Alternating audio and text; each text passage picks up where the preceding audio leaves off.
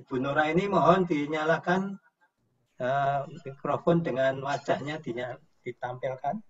Kita akan mulai ibadah ini. Kami persilakan Ibu Nora ini untuk membuka di dalam doa.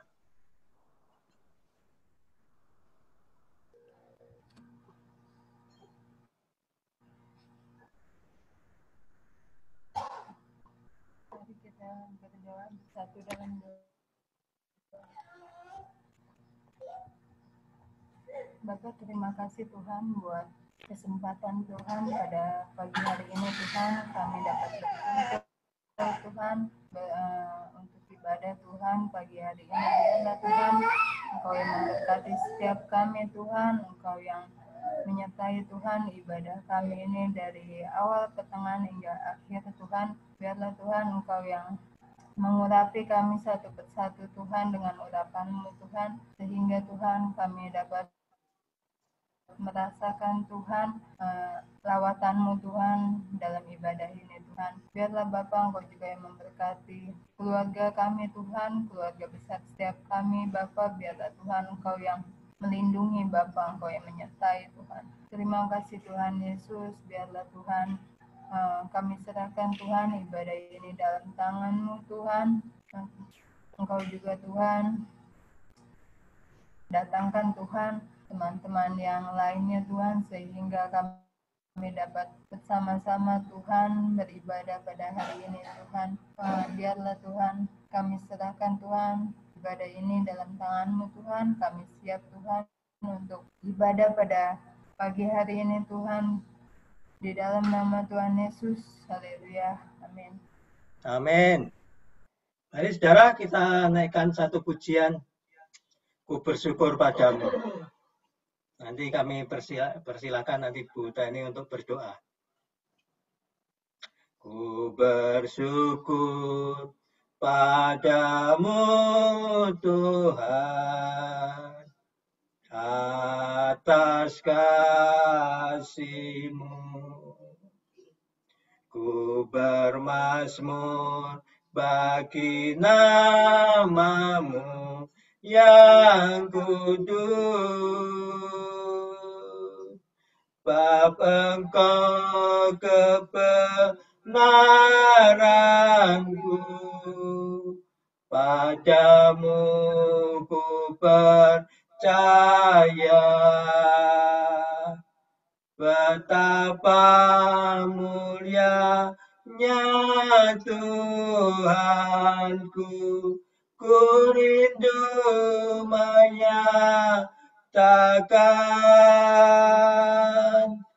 tinggikan diri-Mu, mengatasi langit,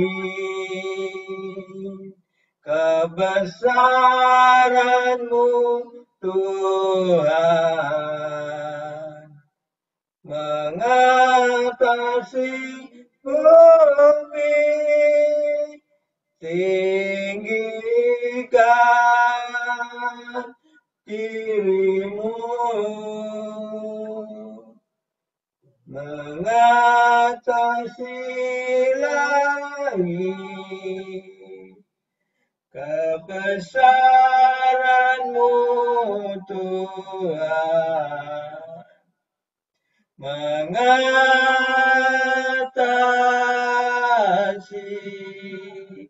bumi. Haleluya, haleluya. Terima kasih Yesus, terima kasih Tuhan.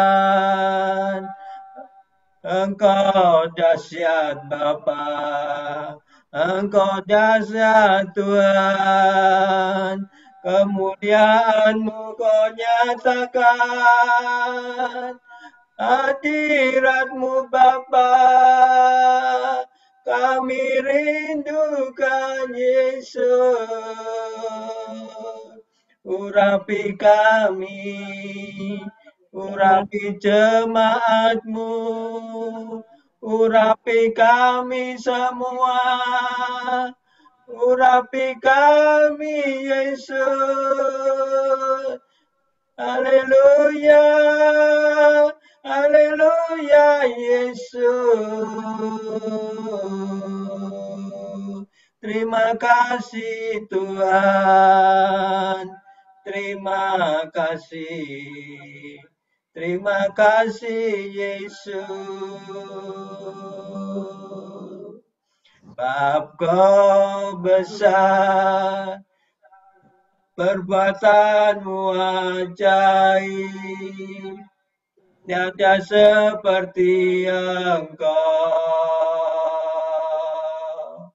tiada seperti Engkau, sebab kau besar, perbuatanmu ajaib, tiada seperti Engkau, tiada seperti Yesus. Ini persilakan Buddha ini untuk berdoa. Yes, terima kasih Tuhan untuk firman Pak. Terima kasih Tuhan, kami siap Tuhan mendengarkan firman-Mu Bapa. Sebelumnya Tuhan kuduskan dan layakan kami semuanya Bapa. Tuhan Engkau yang melayakan Dr. Edi S. Rahmat Bapa sebagai gembala kami untuk membawakan firman bagi kami Tuhan. Engkau melayakan Pak Duyanto, Engkau melayakan Pak Agus, Engkau melayakan keluarga dari Adelio, Engkau melayakan Bu Fatma, Engkau melayakan Bu Tuti, sehingga kami semuanya Tuhan berkenan di hadapan Tuhan. Kami siap Bapa membuka hati kami, membuka telinga kami Bapa untuk firman-Mu Tuhan. Jadikan hati kami Tuhan sebagai tanah yang subur Bapa, sehingga firman-Mu Tuhan boleh bertumbuh di dalam kehidupan kami dan boleh kami aplikasikan kepada orang lain Bapa. Terima kasih Bapa. Kami juga berdoa Tuhan agar kiranya kami dapat mengerti dan memahami isi firman-Mu Tuhan, apa yang Tuhan mau sampaikan kepada kami melalui hamba-Mu Tuhan, dan urapi kami Tuhan, agar kami Tuhan dapat mengerti maksud Tuhan di dalam kehidupan ini Tuhan. Dan firman-Mu Tuhan menjadi berkat, dan kami percaya Bapa, melalui firman-Mu Tuhan, kami akan dibawa ke satu masalah dan menjadi pemenang lebih daripada pemenang. Terima kasih Tuhan Yesus. Terima kasih Bapa, berfirmanlah Bapa, segala puji, hormat, dan kemuliaan kami kembalikan kepada Tuhan. Terima kasih Yesus, di dalam nama Tuhan Yesus. Haleluya. Amin. Amin, Bapak Ibu. Ya, ini ada gangguan teknis baik untuk Pak Poltak maupun Pak Alvis, tapi nggak apa-apa, kita tetap baca ibadah. Ya. Amin. Kita ibadah itu masalah hati, bukan masalah gedung, bukan masalah ya, musik atau apapun juga. Saudara, kita diperkenankan seperti ini karena anugerah Tuhan. Saya akan menyampaikan satu firman Tuhan.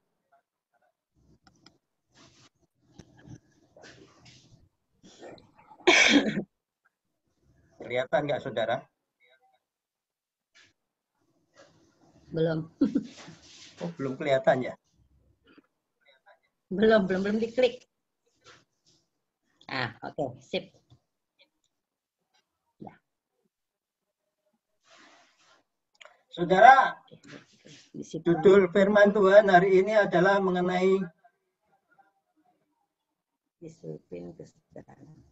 disiplin dalam kesederhanaan. Saudara, ini topik yang biasa-biasa, saudara. Ayat-ayatnya juga yang sederhana, tetapi mari kita belajar ya tentang kesederhanaan. Saudara, dalam masa-masa ini banyak sekali cara berpikir, memperkirakan sesuatu, apakah virus corona ini berkaitan dengan kedatangan Tuhan Yesus, atau virus corona ini ujian iman kita. Banyak sekali hal-hal yang kadang-kadang mengacaukan pikiran kita.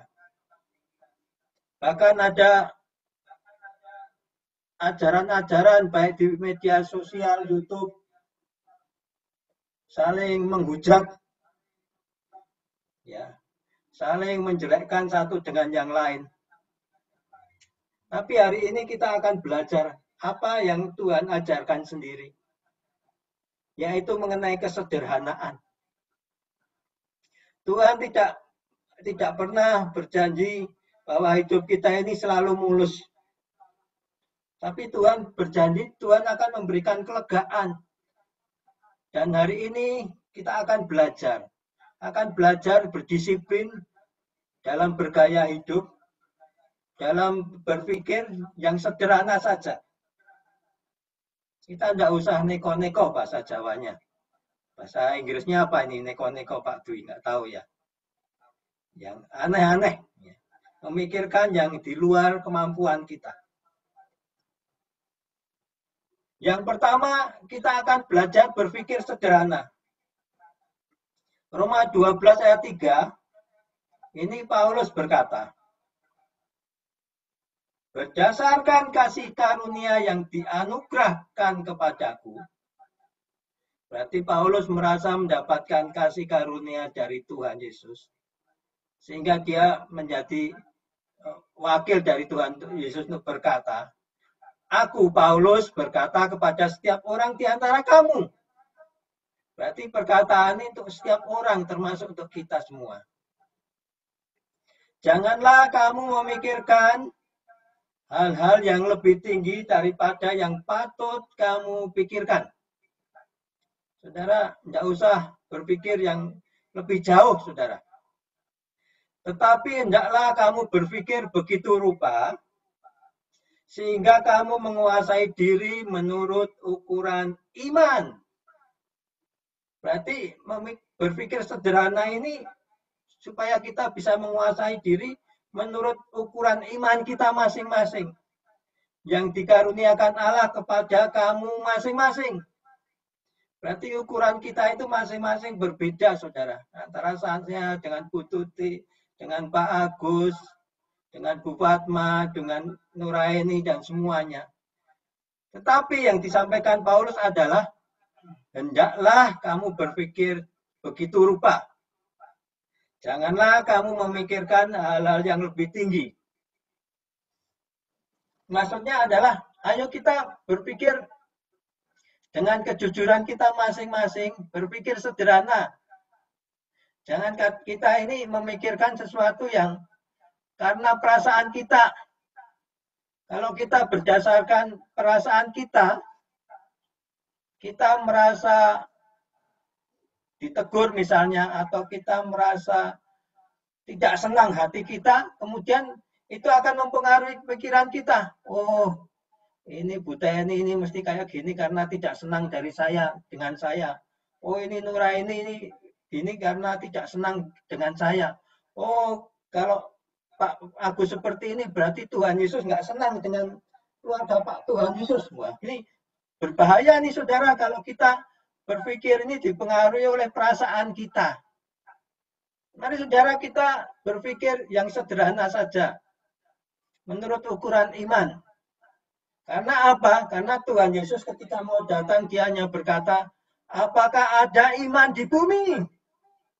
Tuhan Yesus hanya ingin pada saat kedatangannya yang kedua, tetap ada orang yang tetap percaya. Setiap umat Tuhan tetap percaya. Yaitu punya iman pada Tuhan Yesus. Sebagai juru selamat pribadi, sebagai Tuhan yang berkuasa atas hidup kita ini. Jadi tidak usah memikirkan hal-hal yang lain, apalagi dicampuri dengan perasaan. Kadang-kadang hidup kita tidak bisa kita nikmati karena kita memikirkan sesuatu yang melebihi yang harusnya kita pikirkan. Sehingga kita, oh jangan-jangan. Kalau sudah pakai jangan-jangan. Jangan-jangan karena virus corona ini Tuhan Yesus tidak mengasihi saya. Jangan-jangan kalau keadaan seperti ini karena gembala saya, karena orang tua saya, karena saudara saya tidak mengasihi saya, tidak mencintai saya. Saudara, kalau kita sudah pikiran itu dipengaruhi oleh perasaan yang rancu, maka hasilnya adalah selalu berpikir negatif terhadap orang lain, bahkan negatif terhadap Tuhan. Makanya kadang-kadang orang tidak bisa menerima kasih karunia yang dianugerahkan oleh Tuhan. Ya saudara, kalau kita merasa bahwa keselamatan ini diberikan dengan sukarela oleh Tuhan Yesus karena Allah yang menyertai kita, ya udah kita terima aja. Berarti dengan cara itu Tuhan Yesus sudah menyelamatkan kita, sudah mengampuni dosa kita. Jadi tidak ada orang lain yang bisa menuduh kita yang macam-macam. Karena kita sudah diampuni dosa kita. Dan titik kita diampuni dosa kita. Mari kita jalani. Minggu yang lalu Pendeta Yonathan Edward menyampaikan bahwa Tuhan Yesus lebih dulu mengasihi kita, menyelamatkan kita, supaya kita mengerjakan keselamatan, supaya kita berbuat baik. Itu saja saudara, sederhana sekali. Iman itu seperti itu, bahwa kita menerima keselamatan, berarti bahkan iblis pun tidak bisa menuduh kita, saudara. Sehingga kita tidak perlu punya pikiran negatif. Kalau kita punya pikiran negatif, jangan-jangan Bu Sri, jangan-jangan itu. Bahkan bisa mengatakan pikiran negatif, jangan-jangan Tuhan seperti itu. Maka yang terjadi adalah kita mempunyai pikiran yang melebihi apa yang harus kita pikirkan dan kita bisa kehilangan iman. Hari-hari ini saudara, saya tahu ini hari-hari yang tidak gampang, tidak sederhana. Bisnis harus dijalani dengan cara-cara yang luar biasa, kerja kerasnya lebih, tetapi mungkin kita mendapat hasil sedikit. Bahkan gereja juga seperti itu saudara. Kalau kita memikirkan hanya yang hal-hal yang duniawi, tentu saja kita tidak akan setia, saudara. Bahkan orang banyak yang, aduh kok kayak gini ya, waduh kok kayak gitu ya. Tapi mari kita berpikir bahwa Yesus sudah menyelamatkan kita. Yesus tetap mengasihi kita. Itu yang Tuhan ajarkan. Dan Paulus menyatakan bahwa itu yang dia terima kasih karunia keselamatan itu lebih. Dan dia ingin juga orang lain juga, ayo berpikirnya gampang saja, sederhana saja. Hanya Tuhan Yesus ingin pada saat kedatangannya tetap ada iman di bumi ini. Yang kedua, saudara, kita ini lebih banyak berdalih atau berpikir melebih-lebihkan. Pengkhotbah 7:29 berkata, lihatlah, hanya ini yang kudapati. Ya, ini perkataannya pengkhotbah ya. Ini Salomo, saudara. Bahwa Allah telah menjadikan manusia yang jujur, tetapi mereka mencari banyak dalih, banyak alasan, saudara. Tuhan itu ketika datang, dia tanya, apakah engkau percaya aku sebagai Tuhan dan Juru selamat pribadi? Apakah engkau percaya Yesus datang sebagai Tuhan dan Juru selamat pribadi? Tuhan Yesus hanya mengendaki, ya aku percaya. Tidak usah banyak dalih. Ya, Tuhan Yesus juga memanggil murid-muridnya untuk datang. Tapi banyak yang punya alasan. Aduh, aku masih harus pamit dengan orang tua saya. Aduh, aku harus melakukan itu, ini, itu. Aduh, saya belum nikah, belum bisa ngapa-ngapain. Ya saudara, banyak sekali kalau kita beralasan juga banyak sekali. Tapi Tuhan Yesus hanya ingin kita punya iman dan menjawab dengan ya. Ya, ku jawab ya, ya, ya. Ku jawab ya, ya, ya. Ku jawab ya Tuhan. Ku jawab ya Tuhan. Ku jawab ya, ya, ya. Tuhan Yesus hanya ingin sesuatu yang sederhana, yaitu jawaban iman kita. Hari ini mari kita berpikir dengan fokus pada iman kepada Tuhan Yesus. Roma 12 ayat 16, Paulus meneruskan, hendaklah kamu sehati sepikir dalam hidupmu bersama. Saudara, kita harus mempunyai kesatuan hati, kesatuan pikir dalam hidup bersama-sama. baik berjemaat, baik berumah tangga. Janganlah kamu memikirkan perkara-perkara yang tinggi, tetapi kan arahkanlah dirimu kepada perkara-perkara yang sederhana. Janganlah menganggap dirimu pandai. Ini penting, saudara.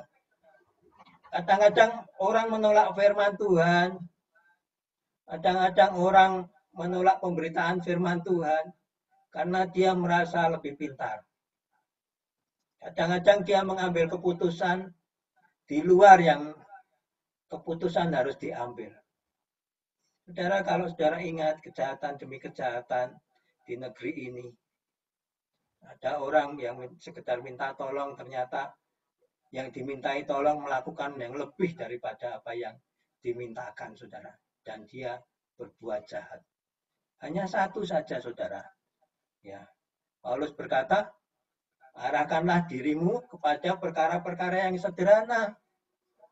Kalau Tuhan sedang mengajarkan engkau tentang kesabaran, kok nggak ada kejelasan, saya sudah melakukan ini kok nggak ada jawabannya, ya sabar aja, saudara. Ya, apalagi hari-hari ini, saya tahu banyak sekali hal-hal yang kita hadapi.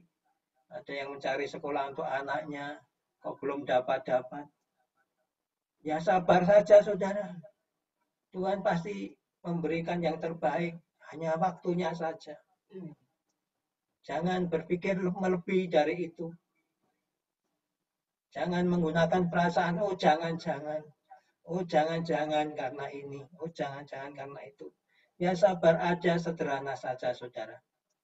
Hidup ini seperti itu.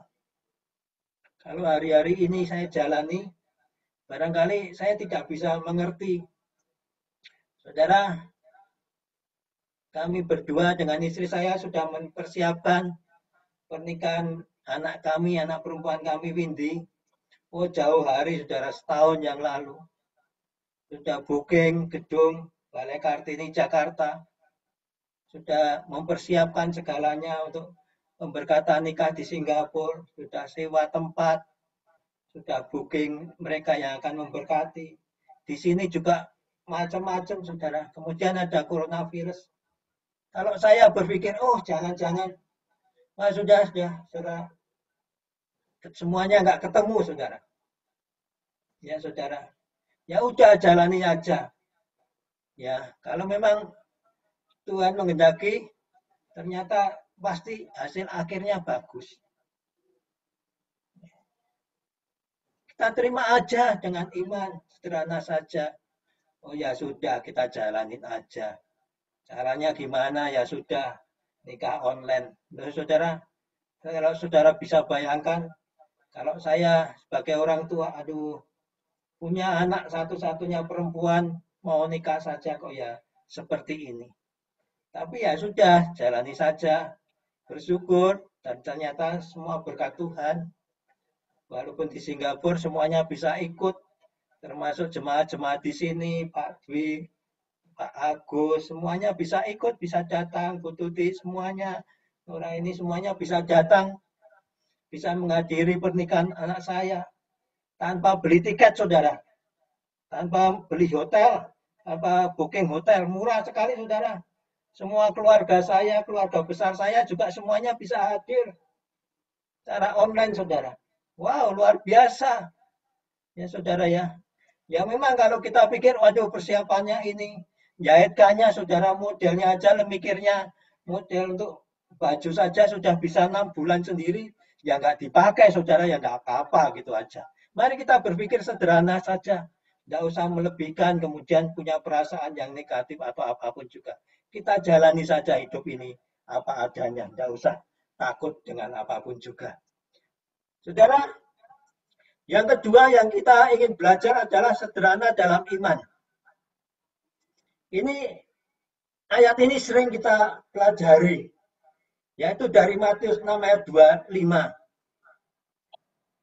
Karena itu aku berkata kepadamu, janganlah khawatir akan hidupmu, akan apa yang hendak kamu makan atau minum.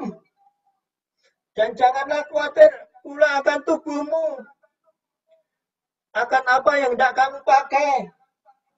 Bukanlah hidup itu lebih penting daripada makanan, dan tubuh itu lebih penting daripada pakaian. Saudara, ini perkataan Tuhan Yesus yang luar biasa, saudara. Kalau engkau mempunyai iman, kalau engkau mengakui Yesus sebagai Tuhan, ya sudah, hidup itu sederhana saja. Nggak usah memikirkan macam-macam, saudara. Punya iman, cukup punya iman yang sederhana. Yaitu kalau kita menganggap Yesus sebagai Tuhan kita, sebagai Raja kita, berarti dia akan memelihara kita. Tidak usah khawatir terlalu banyak, saudara. Kalau anak saya masuk sekolah itu, kalau tidak ditolak sekolah itu bagaimana? Tuhan pasti memelihara anak-anak kita. Kalau sekarang keadaannya seperti ini, warung belum laris, saudara, atau Pak Dwi menghadapi masalah ini di kantornya atau siapapun. Ayo, jangan khawatir, karena khawatir tidak bisa menambahkan hidup kita. Hidup yang sekarang kita jalani itu lebih penting. Nafas yang kita hirup itu lebih penting, saudara. Hari-hari ini, saudara, ketika saudara tidak bisa bernafas, seperti banyak sekarang yang dirawat karena coronavirus, saudara. Nafas saja susah, saudara.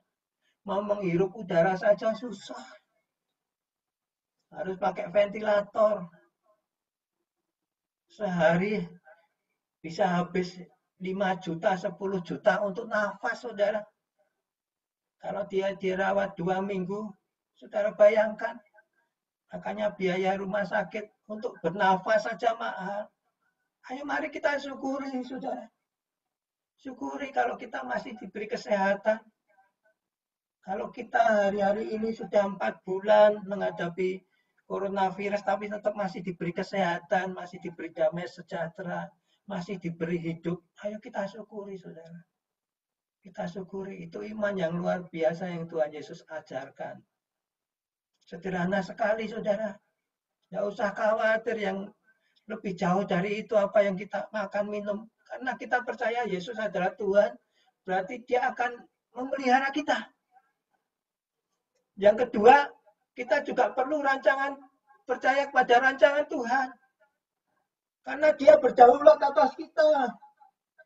Dia Tuhan dan Raja, saudara ya. Makanya saya senang lagu ini. Engkaulah Tuhan, Engkaulah Raja, berdaulat atas hidupku, ku berserah penuh. Di Matius 6 ayat 26, Yesus berkata, pandanglah burung-burung di langit yang tidak menabur dan tidak menuai dan tidak mengumpulkan bekal dalam lumbung, namun diberi makan oleh Bapamu yang di surga. Bukankah kamu jauh melebihi burung-burung itu? Mari saudara, kalau kita menganggap Yesus itu sebagai Raja dan Tuhan kita, dia berdaulat atas hidup kita.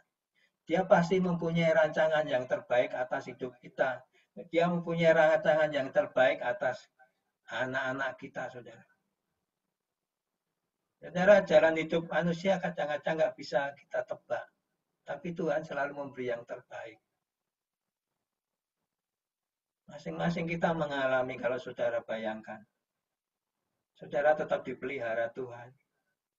Saudara tetap menjadi biji mata Tuhan. Saudara berharga di mata Tuhan.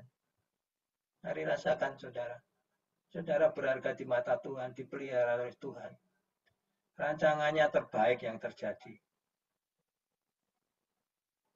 Jadi nggak usah khawatir. Nggak usah bingung, apalagi memikirkan, aduh nanti gimana anak saya, gimana keluarga saya, gimana saya, saudara. Mungkin kita hanya sederhana, sekolah di tempat yang sederhana, tapi bukan berarti rancangan Tuhan akan gagal. Rancangan yang terbaik Tuhan janjikan untuk setiap anak-anak Tuhan. Rancangan yang terbaik Tuhan janjikan untuk umatnya yang percaya. Yaitu apa? Kalau setiap orang yang percaya, dia tidak akan binasa, tapi memperoleh hidup yang kekal. Wow, rancangan yang luar biasa melebihi dunia ini, saudara. Rancangan hidup yang kekal. Kalau kita mikir, aduh gimana situasi seperti ini? Saudara, setiap kita ini akan mati, saudara. Tinggal nunggu saatnya. Siapa duluan? Bagaimana mati kita itu juga nggak tahu. Dengan berbagai cara tuh, saudara. Tapi yang pasti, tanah kembali kepada tanah, roh kembali kepada Allah Bapa. Ya. Debu kembali ke debu, tapi rohnya kembali ke surga. Wow, luar biasa sekali, saudara. Ada jaminan keselamatan lebih tinggi daripada dunia ini. Tanah kita, hidup kita itu hanya debu, nanti kembali kepada debu. Saudara, tidak ada apa-apanya, ya saudara ya.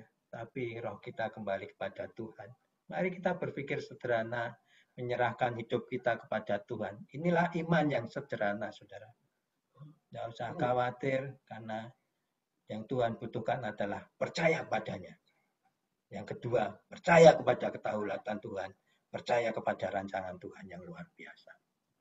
Yang ketiga, saudara, kita juga perlu sederhana dalam berkata-kata.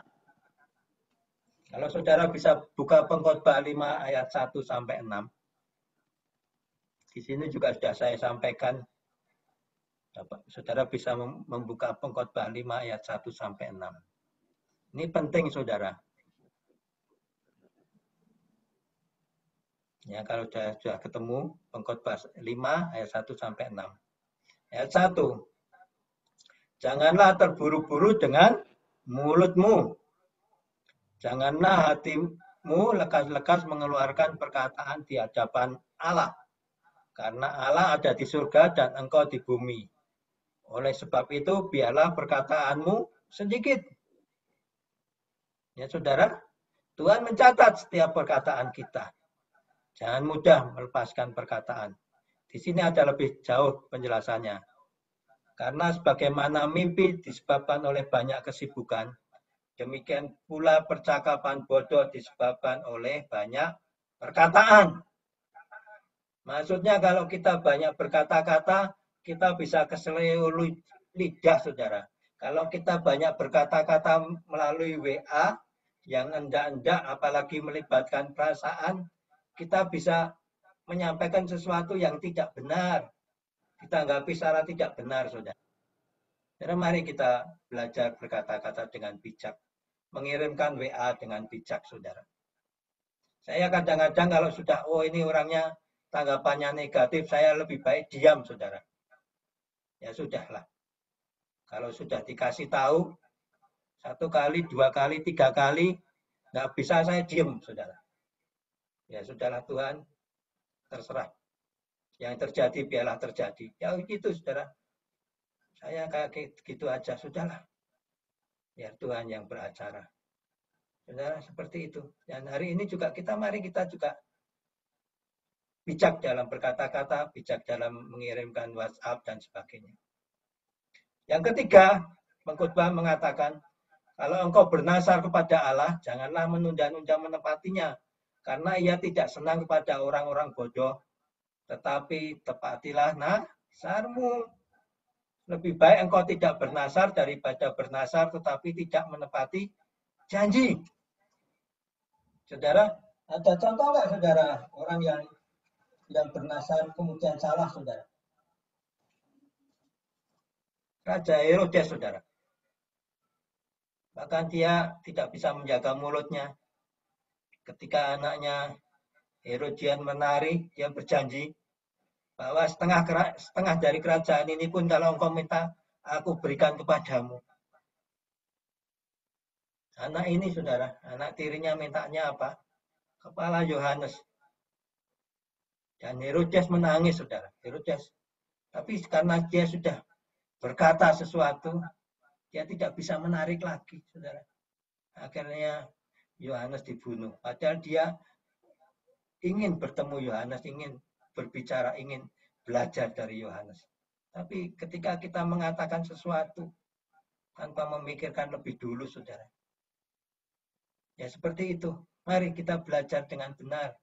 Jangan bernasar yang melebihi kemampuanmu. Tapi kalau sudah bernasar, ya tepatilah.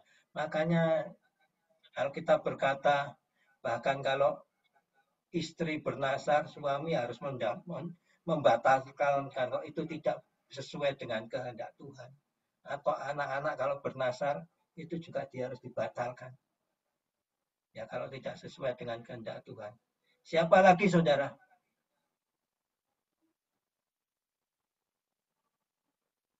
Banyak hal, saudara. Banyak sekali. Bahkan seorang nabi pun juga bernasar. Kalau nanti siapa yang menemui aku pada saat aku pulang dan membawa keberhasilan, maka itu kupersembahkan kepadamu. Namanya siapa, saudara?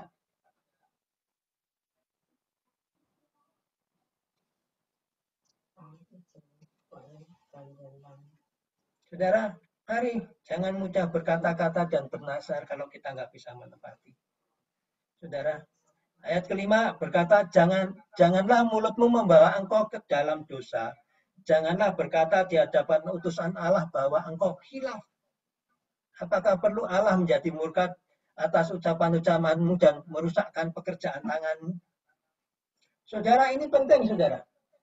Hari-hari ini saya barusan mendengar bagaimana orang yang sedang dalam pergumulan untuk anaknya bisa sekolah. Tapi ketika dia juga bergumul supaya bisa membiayai anaknya, ternyata pada saat itu dia berjualan sesuatu dan ketemu dengan orang. Bertengkar, saudara. Dan hasilnya sia-sia, saudara. Hati-hati. Apalagi kalau saudara menjanjikan sesuatu dengan hamba Tuhan, saudara tidak menepatinya. Saudara harus datang minta maaf. Hati-hati, saudara. Jangan mudah berkata-kata yang tidak benar. Mari jaga mulut kita.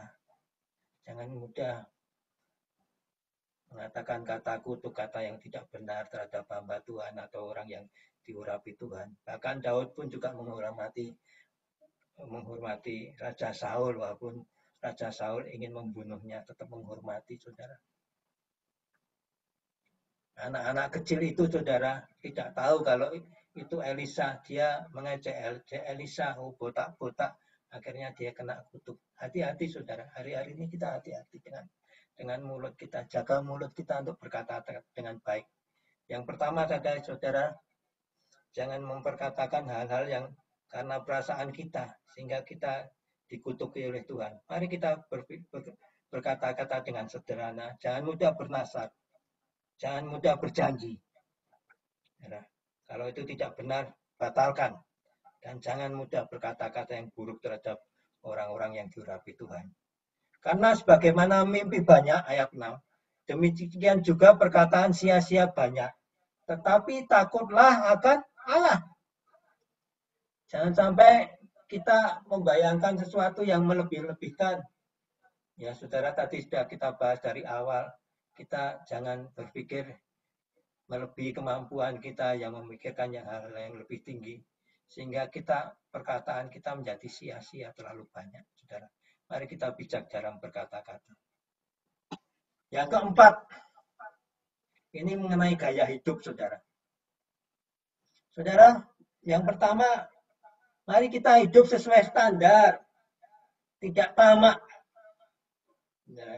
Yesus mengajarkan, Matius 6 ayat 24, tak seorang pun dapat mengabdi kepada dua tuan. Karena jika demikian, ia akan membenci yang seorang dan mengasihi yang lain. Dan ia akan setia kepada yang seorang dan tidak menginjakkan yang lain. Kamu tidak dapat mengabdi Allah dan mengabdi kepada Mammon.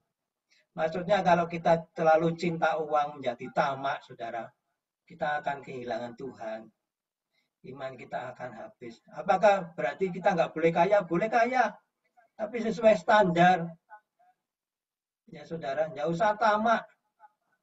Kalau kita tamak, akhirnya kita melakukan hal-hal yang jahat dan meninggalkan Tuhan. Banyak nggak kasusnya? Banyak saudara. Anak-anak Tuhan yang karena ketamakan, sekarang ada di penjara saudara. Dia sudah kehilangan Tuhan, kehilangan kebebasan lagi saudara. Mari saudara, hari-hari ini kita hidup sesuai standar. Jangan tamak saudara. Tawaran memang banyak. Kalau kita menghadapi tawaran, wow, saudara. Iklan-iklan sekarang ini menggoda sekali. Kalau kita ikuti ya, saudara akhirnya menjadi tamak. Dan tidak bisa menabur karena saudara harus memenuhi gaya hidup yang lebih daripada yang saudara bisa lakukan. Yang kedua, belajar mencukupkan diri. Matius 6 ayat 31-32. Sebab itu janganlah kamu khawatir dan berkata, apakah yang akan kami makan, apakah yang akan kami minum, apakah yang akan kami pakai. Semua itu dicari bangsa-bangsa yang tidak mengenal Allah. Akan tetapi Bapamu yang di surga tahu bahwa kamu memerlukan semuanya itu. Mari belajar bersyukur dengan apa yang ada. Tidak usah melebih-lebihkan. Berpikir sederhana saja, saudara, mencukupkan diri. Hidup seperti apa adanya. Saudara, apakah berarti saudara tidak bisa naik kelas dari level sosial yang sekarang ke level sosial yang lebih tinggi? Oh, harus itu, saudara. Saudara harus naik kelas. Jangan malas-malasan. Saudara harus pasti. Saudara bisa naik kelas, terus bekerja dengan giat. Hari-hari ini saya melihat nih, ada yang mencukupkan diri, lebih baik tinggal di rumah sederhana. Ada yang buka warung nih, Bu Tuti buka warung baru. Ya, mulai dari hal-hal yang kecil, saudara. Ya tahu saya juaranya Bu Tuti apa, saya belum ke sana. Ya, dilakukan saja, saudara. Pak Agus, Bu Fatma juga mulai dengan kegiatannya yang sederhana.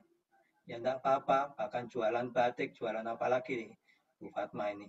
Kue, madu, teh, apalagi ya enggak apa-apa, saudara. Kita lakukan saja. Pasti Tuhan yang memberkati. Kalau kita bekerja, Tuhan memberkati. Ya. Apakah dengan demikian kita akan merubah gaya hidup kita? Enggak, saudara. Kita boleh menaikkan standar. Ya, kita harus menaikkan standar kemampuan kita untuk memberi, bukan menaikkan standar hidup kita, saudara. Kalau tadinya Nokia sudah cukup, Samsung biasa sudah cukup, ganti smartphone, wah ganti lagi Galaxy Note 10, bentar lagi ada Galaxy Note 20, saudara. Hanya murah, saudara, cuma 25 juta, saudara. Sama dengan harga motor baru, saudara. Kalau kita mau mengikuti gaya hidup seperti itu, ya nggak pernah habis. Mari kita belajar mencukupkan diri. Doa Bapa kami berkata apa? Berikan pada kami makanan pada hari ini secukupnya. Mari kita tetap dengan hidup sederhana. Nah, yang terakhir nih, saudara. Ini khotbah yang terakhir nih, slide yang terakhir. Tidak banyak, saudara. Langkah disiplin dalam kesederhanaan. Yaitu membeli sesuai dengan kegunaannya. Jangan membeli karena kata hati. Ini terutama ibu-ibu nih kalau sudah melihat wah di mall atau di mana, wah tawarannya banyak sekali, warna bajunya banyak sekali, modelnya banyak sekali. Wah bisa kita jatuh hati membeli. Padahal bajunya di rumah sudah banyak sekali sampai lemarinya aja nggak cukup, saudara. Tapi kita ingin membeli karena kata hati. Mari kita membeli sesuai kegunaannya. Benar nggak sih digunakan? Karena ternyata dibeli ternyata hanya ditumpuk saja ya percuma, saudara ya. Atau bahkan kalau membeli kemudian berhutang. Jangan, saudara ya. Jauhi hutang. Kalau saudara bisa mencukupkan diri ya nggak perlu hutang. Yang kedua, mengembangkan kebiasaan memberi. Kita tadi harus terus memberi, lebih banyak memberi. Kalau penghasilan kita lebih ya kita bisa memberi lebih, saudara ya. Karena segala berkat itu asalnya dari Tuhan. Kita hanya menjadi saluran berkat bagi orang lain. Juga waspada terhadap iklan modern, saudara. Saya kalau lihat TV ada iklan, wow, ini bisa dicicil 6 kali. Saudara ya, murah harganya. Wah, rice cooker bisa cepat dipakai, saudara ya. Modern, wah sudah dicicil, ternyata cicilannya belum selesai, rice cookernya sudah rusak, saudara. Ya jangan yang seperti ini, saudara ya. Mari juga mengendalikan nafsu makan. Ya, zaman kecil saya dulu, wah, pengen sate, saudara. Dulu diberi sate hanya 1 tusuk dibagi untuk 2 anak, saudara. Sekarang sudah bisa memberi 20 tusuk untuk sendiri, ya dimakan sendiri ya enggak apa-apa, tapi kendalikan. Kalau kita nggak bisa mengendalikan nafsu makan, yang terjadi ya kolesterolnya tinggi. Kalau kita nggak bisa mengendalikan nafsu makan, akhirnya kena diabetes dan sebagainya. Akhirnya kita kegemukan, jalan aja susah, ya kakinya jadi bengkak. Itu karena kita nggak bisa mengendalikan nafsu makan. Akhirnya yang terjadi penyakit-penyakit. Kita semua tahulah bagaimana mengendalikan nafsu makan. Yang ketiga, mari kita menikmati tanpa memiliki. Kalau Pak Dwi tahunya apa? Ngeluruk tanpa bolo. Ya, saudara ya. Menang tanpa ngasorake. Tapi ini menikmati tanpa memiliki. Artinya, ya kita nikmati saja. Mungkin kita nggak perlu beli mobil baru atau motor baru. Kita diboncengin dengan motor baru, ya puji Tuhan. Wah, ini juga enggak apa-apa, saudara. Sekarang ini kalau ngojek dapat pengojeknya bawa motor baru, wah puji Tuhan, saudara. Kita nggak usah beli, bisa menikmati motor baru, saudara. Luar biasa, saudara. Kita nikmati saja, saudara. Dan yang terakhir, belajar membuat rencana keuangan. Saudara ya, belajar membuat rencana keuangan.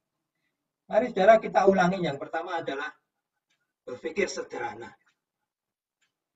Yang penting mempertahankan iman kita, berpikir sederhana. Yang kedua, punya iman yang sederhana, menyerahkan diri pada Tuhan, menyerahkan diri pada rancangan Tuhan. Yang ketiga, sederhana dalam berkata-kata.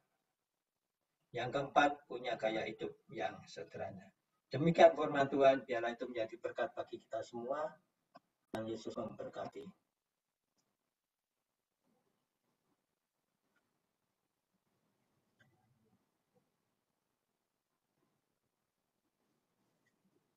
Mari kita akan berdoa. Baik, tundukkan kepala, saudara. Bapa, kami bersyukur hari ini kami belajar mengenai hidup yang sederhana, punya iman yang sederhana untuk menyerahkan diri kepada Tuhan dalam situasi yang sulit seperti ini. Biarlah Engkau yang menjamah kami supaya kami mempunyai cara berpikir, gaya hidup, cara berkata-kata yang sederhana sesuai dengan iman kami kepadamu, bahwa Engkau adalah Raja kami, Tuhan kami, Juru Selamat kami. Biarlah kami tetap mempertahankan iman kami hingga akhirnya, dan kuasa-Mu yang Kau nyatakan Bapa atas kami, berkat-Mu yang Kau berikan atas kami. Terima kasih Yesus, Engkau sungguh dahsyat, Engkau mulia, Engkau agung bagi kami semua. Terima kasih Tuhan, kami menyerahkan hidup kami ke dalam rancangan-Mu. Dalam nama Tuhan Yesus. Haleluya. Amin. Salam semuanya. Salam Pak Poltak. Sudah bisa. Kita sudah mulai. Ayo silakan Pak Poltak atau menyanyikan pujian dan nanti Bu Tuti akan berdoa. Silakan Pak Poltak.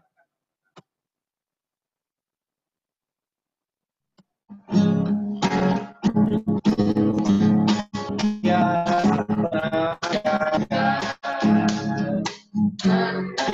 Allah,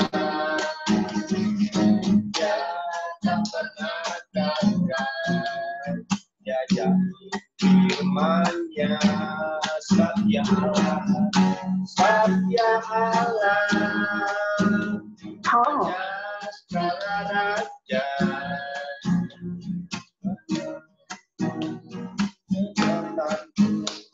Dan gunung batuku bersorak,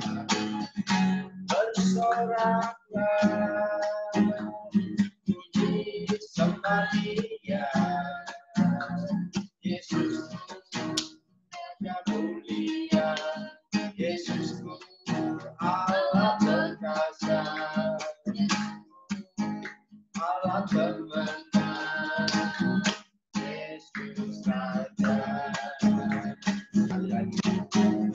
yang penegakkan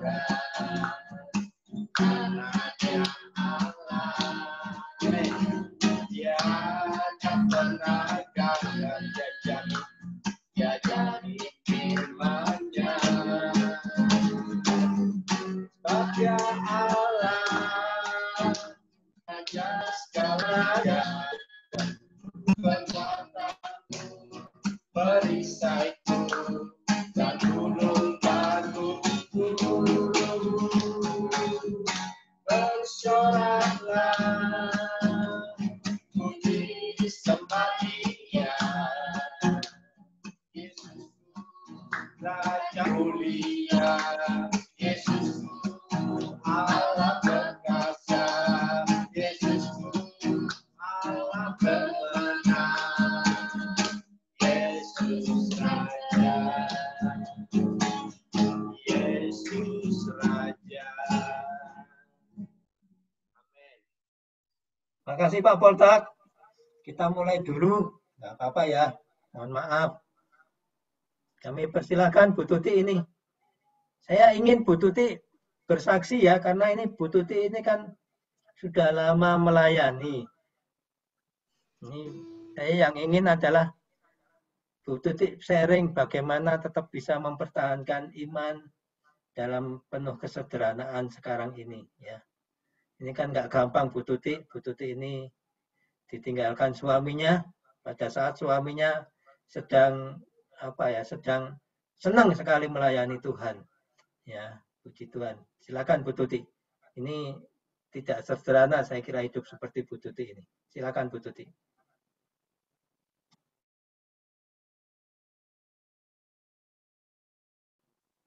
Dinyalakan dulu mikrofonnya. Silakan Bu Tuti.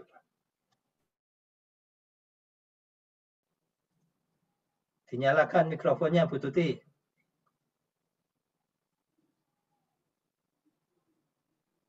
Nah, sudah. Oke, silakan. Ya, salam semuanya.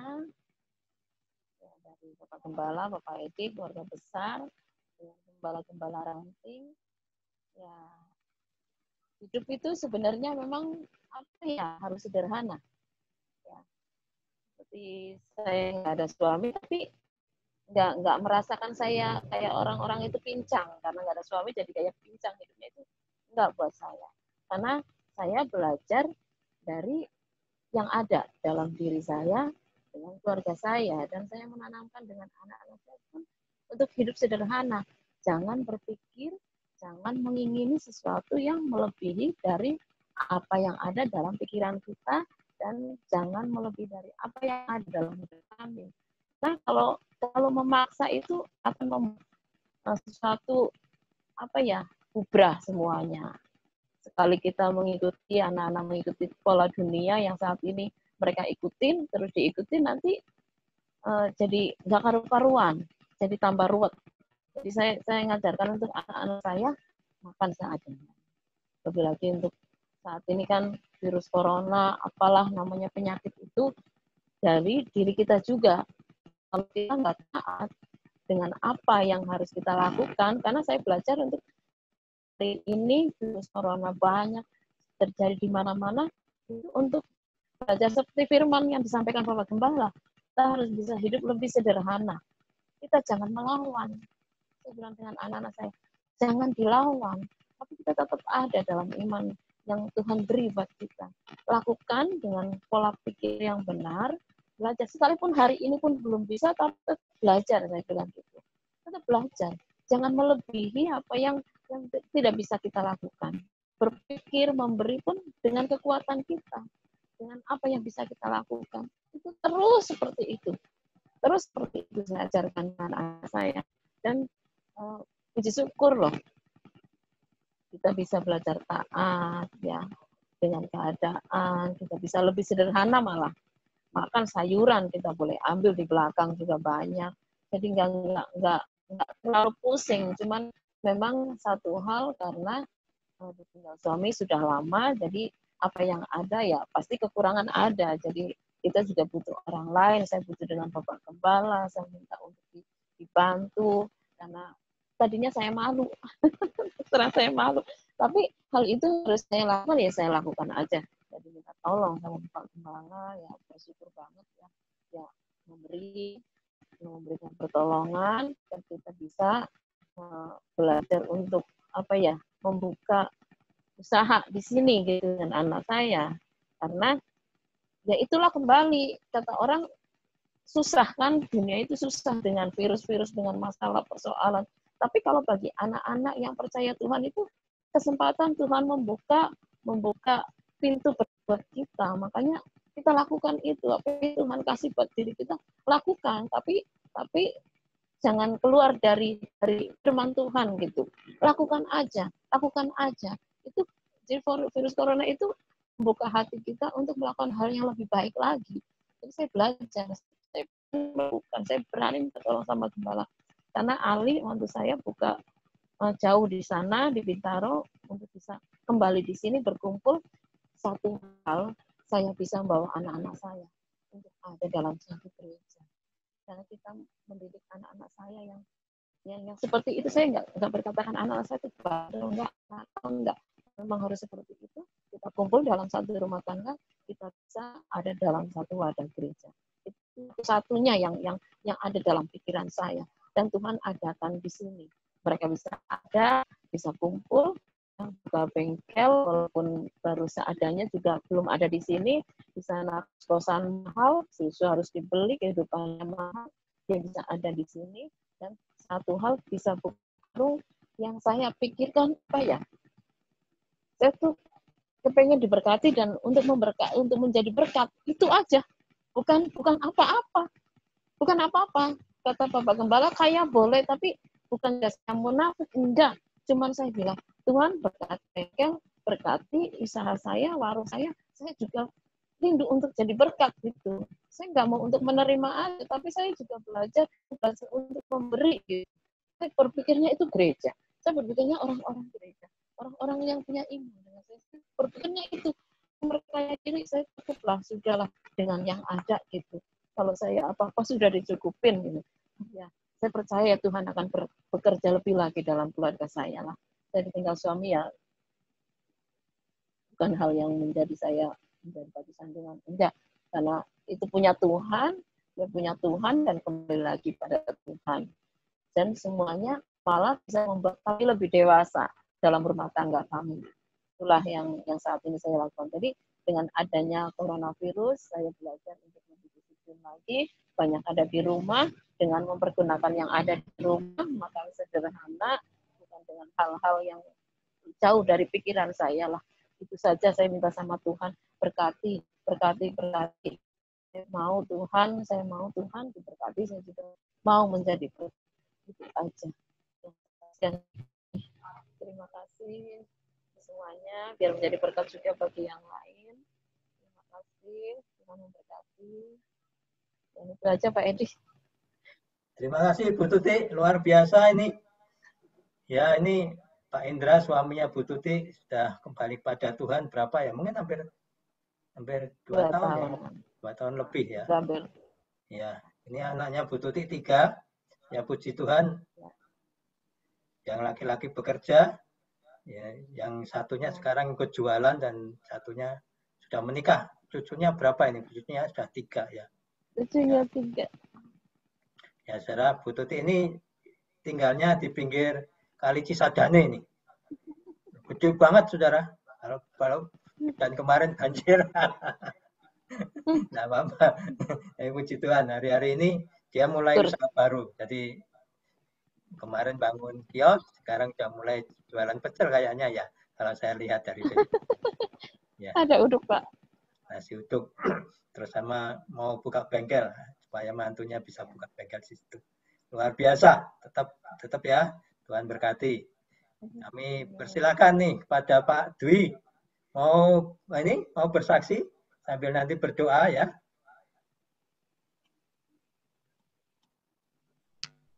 Boleh, Pak. Monggo. Dinyalakan dulu mikrofonnya.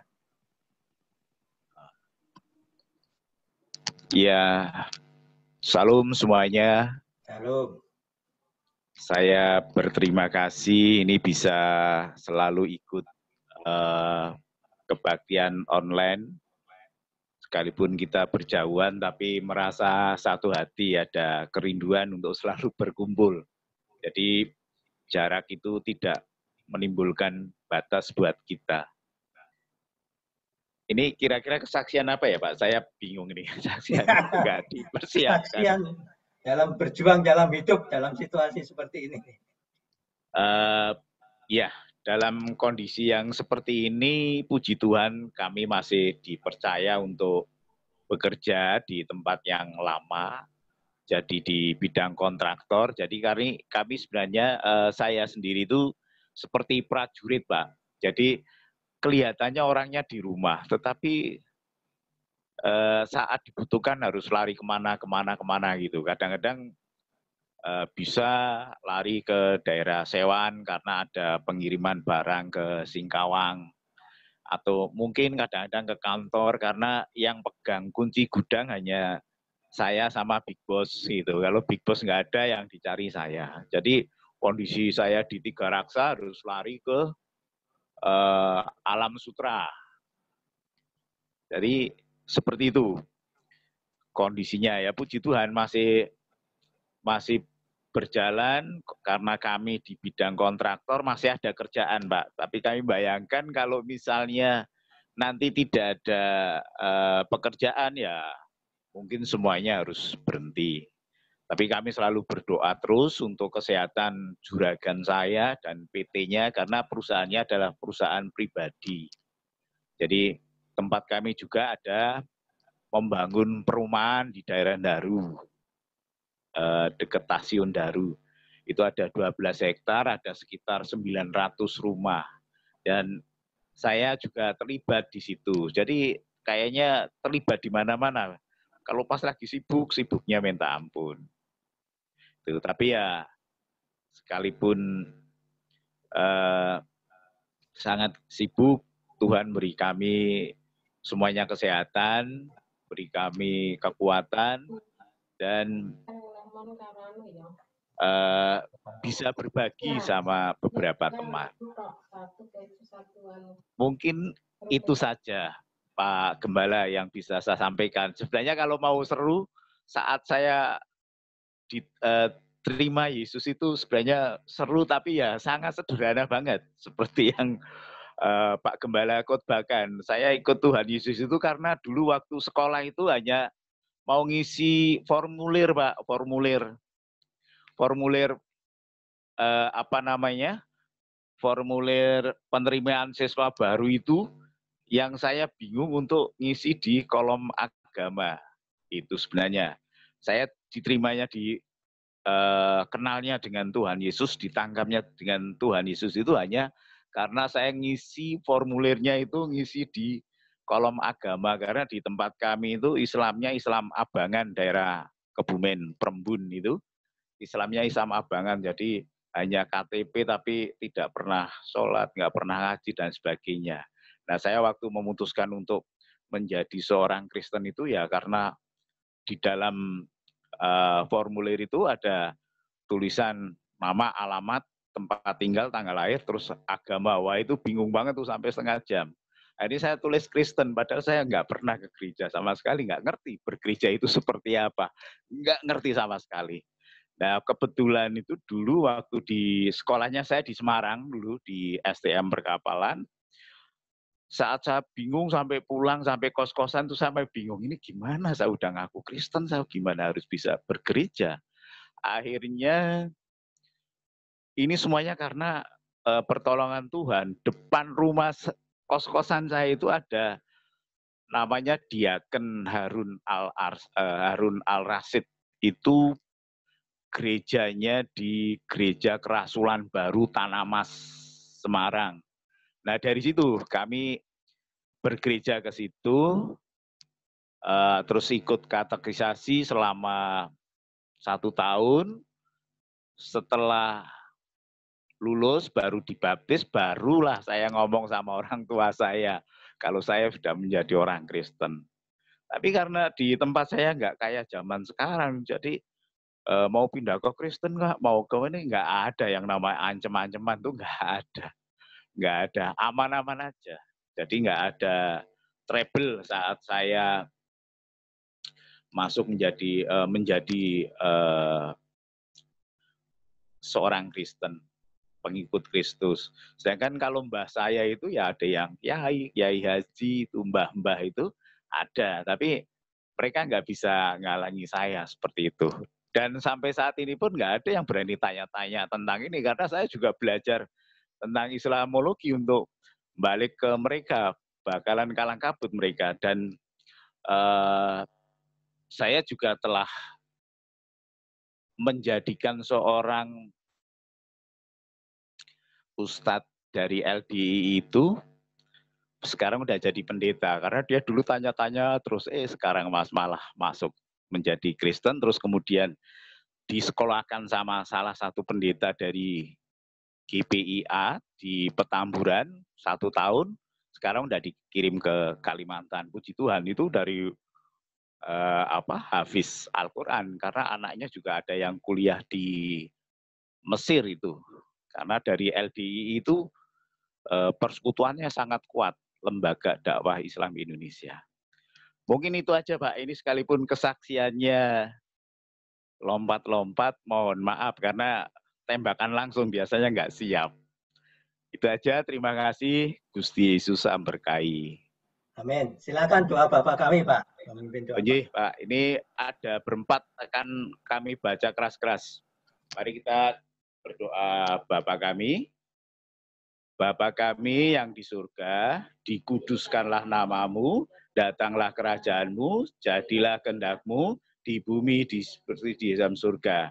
Berikanlah kami pada hari ini makanan kami yang secukupnya, dan ampunilah kami kesalahan kami, seperti kami juga mengampuni orang yang bersalah kepada kami. Dan janganlah membawa kami ke dalam pencobaan, tetapi lepaskanlah kami daripada yang jahat. Karena Engkaulah yang mempunyai kerajaan dan kuasa dan kemuliaan sampai selama-lamanya. Amin. Terima kasih Pak Dwi. Kami persilahkan Bu Fatma. Ini saya juga pengen dengar ceritanya Bu Fatma. Ini kan orang Makassar, orang Bugis ya. Kok jadi kenal Yesus gimana sih? Terus ini ngurusi berapa anak ini? Berapa anak ya? 5 ya? 7. Wow, gimana ini cerita? Bisa bertahan sampai sekarang tetap melayani, semangat melayani. Luar biasa. Silakan Bu Fatma. Terima kasih Pak Edi, Pak Gembala. Shalom semuanya, jemaat Tuhan. Ya, sedikit kesaksian. Saya memang terlahir dari dunia muslim, dari keluarga muslim, aktif untuk ngaji, aktif untuk sembahyang kemana-mana. Tapi suatu saat keluarga saya itu kalau bahasanya kita orang Kristen tuh diproses sama Tuhan. Jadi mama tuh mungkin tidak menerima keadaan keluarga, jadi dia minta pulang ke kampung, ke Toraja. Mama saya orang Toraja, bapak asli orang Makassar. Jadi mereka memang bertentangan, satu Muslim, satu Kristen, gitu ya. Nah, lalu kami 5 bersaudara dipotong ke Toraja itu semuanya. Tetapi 2 saudara itu ikut bapak kembali ke sana. Ada di Toraja, akhirnya karena di sana mayoritas orang Kristen, jadi kami tuh dididik dengan cara-cara Kristen. Dan akhirnya saya juga memberanikan diri untuk ikut remaja. Waktu itu saya kelas 6 SD. Dari bulan Desember saya udah mulai ikut-ikut Natalan. Nah, dari situlah saya merasakan sesuatu yang lain gitu. Akhirnya saya rutin, tahun depannya saya rutin di Toraja itu, gereja Toraja, belum ada gereja pemulihan. Ya itu kayak Pak Dwi tadi bilang, kalau di gereja Toraja tuh harus ikut katekisasi dulu baru dibaptis. Nah itu juga saya jalanin. Nah saya kembali lagi ke Makassar, untuk melanjutkan sekolah dan saya mendapatkan pekerjaan di sana. Nah, waktu saya bekerja itu saya ditargetkan sama perusahaan tuh untuk target itu harus saya penuhi tiap bulannya. Dan di situ kayaknya saya bukan nggak mampu. Secara itu sih saya bisa. Tapi karena banyak hal-hal yang tidak sesuai dengan hati saya, karena saya orangnya terlalu idealis, kalau bilang enggak, iya gitu. Terlalu banyak tantangannya di situ, jadi saya begitu stres. Akhirnya saya mencari Tuhan. Nah, di dalam mencari Tuhan itu, disitulah saya dapat merasakan kuasa Tuhan. Saya di Jama, akhirnya saya ikut-ikut yang namanya KKR, saya ikut-ikut namanya doa penyembuhan, doa ujian penyembahan. Nah, dari situ saya mulai merasakan kuasa Roh Kudus. Nah, titik temunya saya dijamah oleh Tuhan itu, saya di hati tuh nggak tenang, dari malam tuh nggak tenang. Setelah saya ikut berapa kali pelajaran, di hati tuh nggak tenang. Akhirnya saya calling seorang hamba Tuhan bahwa saya harus mengeluarkan segala sesuatu yang ada di pikiran saya, yang ada di unek-unek saya, di hati saya yang mengganjal selama ini. Dosa tersembunyi yang saya lakukan atau apapun itu semuanya harus saya keluarin kayaknya. Jadi saya kontak hamba Tuhan itu, saya janji. Akhirnya saya pagi-pagi kami ketemuan, saya mulai konsultasi sama dia itu jam 9 pagi, terus sampai sore. Itu nggak berhenti-berhenti, kayaknya tuh saya diselimuti dengan kuasa Tuhan yang nggak ada berhenti-hentinya. Saya mulai didoakan jam 12 siang. Begitu berdoa, langsung manifestasi Roh Kudus di situ. Saya mulai kayak perut saya itu digoncang, diangkat-angkat di atas sofa, saya terangkat sendiri dan itu terjadi manifestasi yang luar biasa. Di situ yang namanya, saya merasakan namanya kalau orang pernah bilang Holy Laughter itu, roh ketawa, itu saya pernah rasakan. Nah, itu saya alami itu dari siang sampai sore. Sore pun kami harus ikut kebaktian lagi, dan itu tertransfer kepada semua jemaat yang ada di situ. Waktu itu kami ada lebih 20-an orang, itu semuanya tertular. Jadi malam pun saya masih lanjut merasakan. Nah, dari situlah, mulai saat itu sesusah apapun hidup saya harus bersukacita. Seberat apapun beban saya itu, saya berusaha hanya untuk bersyukur kepada Tuhan, karena itulah yang harus saya kerjakan. Karena saya sudah merasakan bagaimana saya terlepas dari ikatan-ikatan duniawi yang saya rasakan selama ini begitu berat gitu. Nah, saya bersyukur sampai sekarang. Saya nggak nyangka saya dapat hamba Tuhan. Benar, saya nggak nyangka dapat hamba Tuhan. Karena apa? Saya pikir saya orang dunia. Setiap pekerjaan saya itu berhasil secara dunia. Saya berhasil. Saya mau apapun itu ada. Itu secara dunia. Tapi setelah saya ditangkap sama Tuhan, Tuhan punya rencana. Memang waktu saya melepaskan diri saya kepada Tuhan, saya berjanji, Tuhan, saya akan melayani Engkau. Tapi maksud saya melayani Tuhan itu ya sesuai dengan saya gitu, maunya saya gitu. Saya belum tahu Tuhan mau pakai saya di mana, saya nggak ngerti. Karena saya sendiri, talenta saya apa? Saya cuma bisa berbuat baik, saya cuma bisa berbagi kasih dengan orang, apa yang bisa saya kerjakan, itu yang saya lakukan. Itu menurut saya itulah talenta saya gitu. Karena secara khusus saya nggak bisa main musik, nyanyi pun saya nggak, menyampaikan firman Tuhan juga ya menurut saya sih masih terbata-bata, masih biasa-biasa aja gitu. Saya berjalannya waktu, rupanya saya juga nggak ngerti apa-apa, atau saya dipasangkan dengan seorang yang full timer gitu loh, pelayan Tuhan yang full timer. Jadi saya pikir apa ini, ya udah saya ikutin aja apa maunya Tuhan. Dah di dalam perjalanan hidup saya tuh nggak ngerti, pikir saya tuh hamba Tuhan tuh bisa cukup, bisa memenuhi kebutuhan saya. Ternyata berjalannya waktu susah ya hidupnya, gitu. Nggak dapat apa yang saya inginkan, susah banget. Semuanya serba kekurangan. Tapi dari situ saya belajar, saya ikut Tuhan, saya melihat diri saya, oh ya, saya sudah ditolong Tuhan begitu besar. Saya sudah mendapatkan anugerahnya yang begitu besar, jadi saya merendahkan hati lagi kepada Tuhan. Ya udah Tuhan, terserah. Saya saat ini saya nggak bisa ngapa-ngapain. Dan saya mengikut suami itu ya memang harus ikutin dia, bukan ngikutin Tuhan sih sebetulnya, ngikutin apa maunya dia. Ya udah, adalah saya merendahkan hati lagi, biar saya ikut Tuhan. Sampai saat ini kami berumah tangga tuh punya 7 anak, puji Tuhan. Satu udah berkeluarga, udah punya cucu 1. Itu perjalanan hidup kami, perjalanan rumah tangga kami sudah memasuki 24 tahun. Next tahun depan kalau Tuhan menghendaki, kami masuk perkawinan perak. Ya itu aja. Nah, yang saya mau saksikan di corona ini, di zaman corona ini, kembali lagi melihat kehidupan kami keluarga sebagai hamba Tuhan, itu di kehidupan normal saja, ini saya buka untuk kehidupan dapur aja itu manusia bilang apa itu namanya? Ya kadang ada, kadang enggak gitu loh. Enggak pernah kayak orang ada segini harus diatur sampai bisa habis gitu. Saya tuh pengen merasakan saya punya pendapatan sekian, Tuhan saya bisa atur dalam sebulan. Tapi ternyata enggak. Saya diajarin Tuhan itu bersyukur, apa yang kau terima hari ini itulah. Jangan pikirkan hari esok. Karena dari menikah dengan seorang hamba Tuhan pun punya pemikiran kayak gitu. Ngapain mikirin hari esok? Cukup hari ini aja. Ya saya belajar seperti itu. Jadi mau ada berkat hari ini disyukurin, tidak ada juga ya tetap bersyukur. Nah, di masa corona ini saya tuh nggak mikir saya bisa diberkati Tuhan. Karena apa?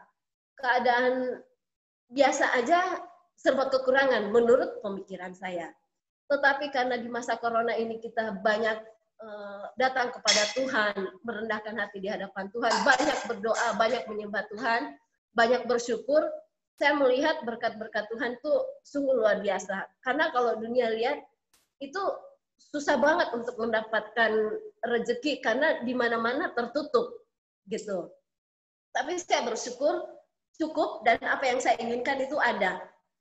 Kekurangan-kekurangan yang saya pikirkan selama ini nggak mungkin saya bisa dapatkan di masa pandemi ini, tetapi Tuhan berikan bahkan lebih.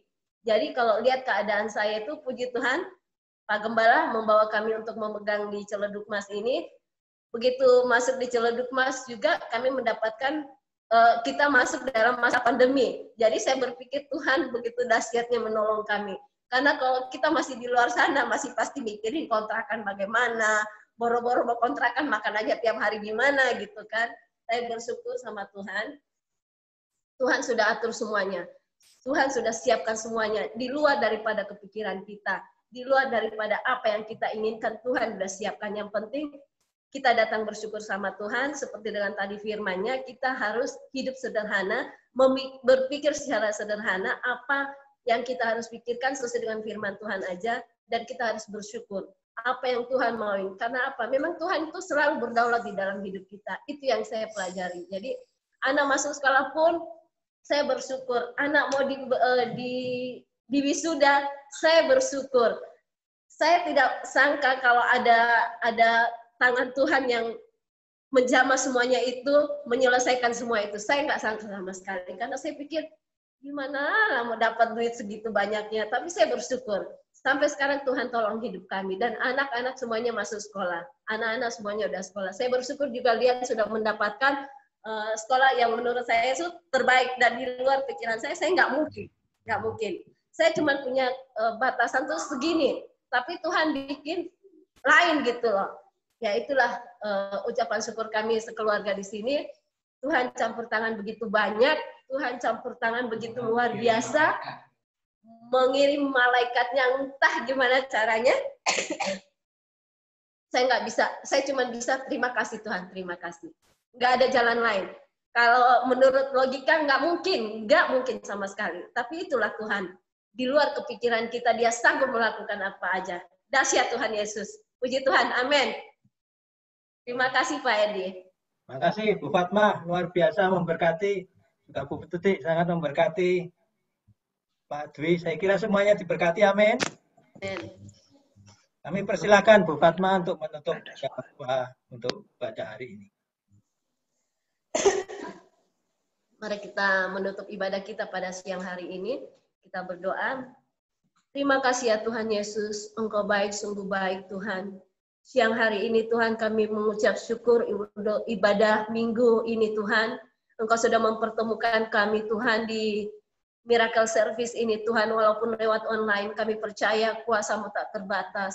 Engkau senantiasa ada Tuhan, untuk menuntun jemaat-Mu Tuhan, untuk menuntun hamba-hamba-Mu Tuhan, memberkati, menyertai kami semuanya ya Bapa. Terima kasih ya Tuhan, ibadah dari pertengahan, dari mulai pertengahan hingga akhirnya ini Engkau ada di dalamnya Tuhan. Engkau yang beracara ya Roh Kudus. Terima kasih, Engkau sudah memberikan kami pujian ya Bapa. Engkau sudah memberikan kami waktu untuk menyembah kepadamu, mendengarkan kebenaran firman-Mu Tuhan. Bahkan kami share Tuhan, saling menguatkan di dalam kesaksian kehidupan kami masing-masing hamba-hamba-Mu. Terima kasih ya Bapa.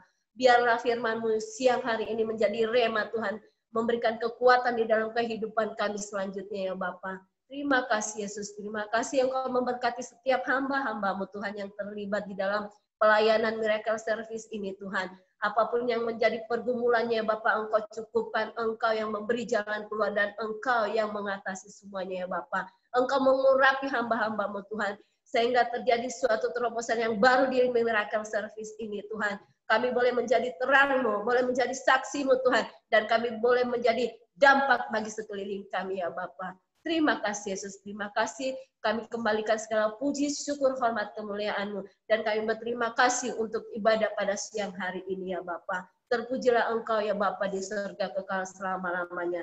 Di dalam nama Yesus Kristus, kami menutup kebaktian kami ini. Dan kami akan menerima berkat daripada-Mu Tuhan. Kami angkat tangan dan kami angkat hati kami kepadamu. Terima kasih. Silakan Pak Edi untuk memberikan berkatnya. Mari saudara-saudara angkat tangan-tangan saudara tinggi-tinggi di hadapan Tuhan. Biarlah berkat yang berlimpah-limpah dari Tuhan Allah Bapa yang kita yang berkuasa, yang berdaulat atas kita memenuhi hidupmu. Kasih-Nya memenuhi engkau. Kasih karunia dari Tuhan Yesus, pengampunannya menjadi milik bagianmu, supaya engkau menjadi berkat bagi banyak orang. Dan Roh Kudus menyertai engkau dari sekarang hingga selama-lamanya, hingga Tuhan Yesus datang kembali di awan-awan, dan kita semua dipersekutukan, dikenanya menjadi mempelainya yang kudus. Di dalam nama Tuhan Yesus, semua yang percaya katakan, amin. Terima kasih, Tuhan berkati. Salam. Shalom. Pak Poltak, Bu Teni, Nora ini dan Adelio.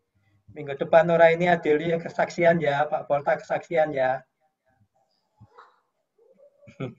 Siapa lagi yang kesaksian? Bu Teni belum juga ini. Oke, Tuhan berkati. Selamat hari Minggu, sampai berjumpa lagi minggu depan. Minggu, Tuhan berkati. Nah ini ada Pak Agus. Ya. Itu di depan udah ibadah, Pak. Kabar baik udah ibadah. Oh ya. Ya, kita minggu depan ya, Pak ya. Ya, Pak. Nanti sore ini kalau atau besok saya ke sana nyiapin ya. Ya. Baik.